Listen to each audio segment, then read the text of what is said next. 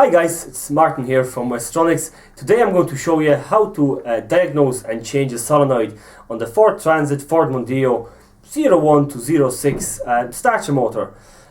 Please sit back and enjoy the video. Now, tools you're going to need to do this job are 13 socket, quarter inch drive preferably, TX 25 Torx key, quarter inch drive. I think that's the only way you can get them. You might need T-bar, but you can get away without it if you have the quarter inch drive ratchet. You might need 13 spanner as well, not necessary though. To test that starter you'll need a battery. It doesn't have to be big or small battery, long as it's fully charged it's good enough. Other thing to test that starter, you'll need a set of leads. Now you can see a jump leads here, but they don't have to be jump leads. Long as they are heavy enough leads, they're going to be good enough to test it.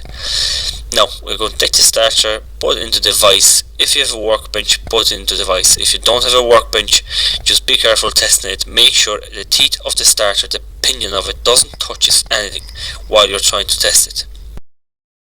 Now the solenoid, the part we are after. Now, many cases, what is the problem with the starter itself isn't really the solenoid itself, it's the connection on the top of the solenoid where the wire from the battery fits. As you can see, the one on the right, the top connection is very blackened looking. The circle washer around the copper bolt is very blackened looking. That means the connection was very bad in it, and that was the cause of the problem, and it went actually so bad that the solenoid has to be changed. Make sure to clean the wire in the vehicle itself, because the wire will be in the bad shape itself. Now, to test that, connect up our battery, negative.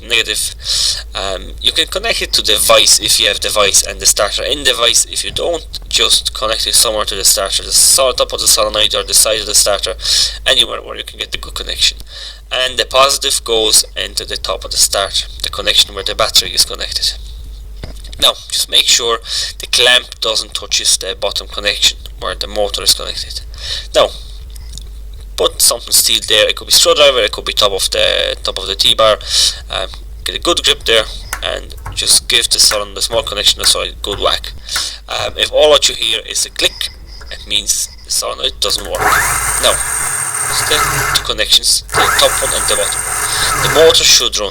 This test will show us, is the motor okay, or are the brushes faulty or something like that. Now, as you can hear, it works away, it's okay. Now the next thing you want to do, you want to take the nut which is holding the wire from the motor. It's ordinary 13. You can use ordinary 13 spanner. If you have the ratchet with the 13 socket, use the ratchet, it's easier. Now, next thing to do is to remove the TX 25 Torxes, two of them in the front of the solenoid. They are the bolts that hold the solenoid onto the drive end of the starter.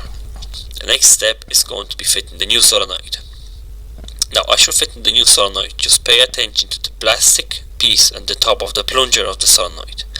Make sure it fits the fork which are inside of the drive end. Make sure it fits in rather than on the side of it or on top of it. The next very important thing is to put this link from the motor onto the connection, onto the solenoid. The connection which has a steel link going to the side of it. Now, pull the gear forward. That will move the fork backward. What it's going to do for you, it's going to make it easier to fit the solenoid in its place, the plastic piece on the plunger in between the forks.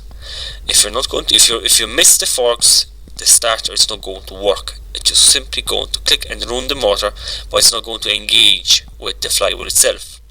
Now, put the link back where it was.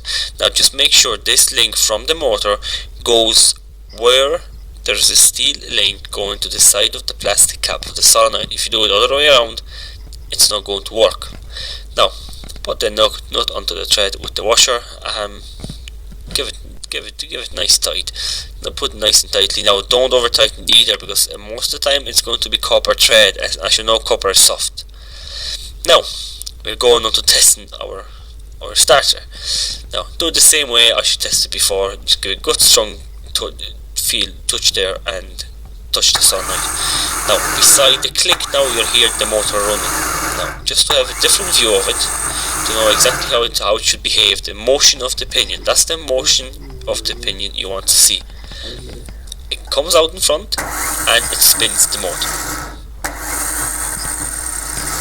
Guys, thanks for watching the video. I hope you found it helpful and interesting.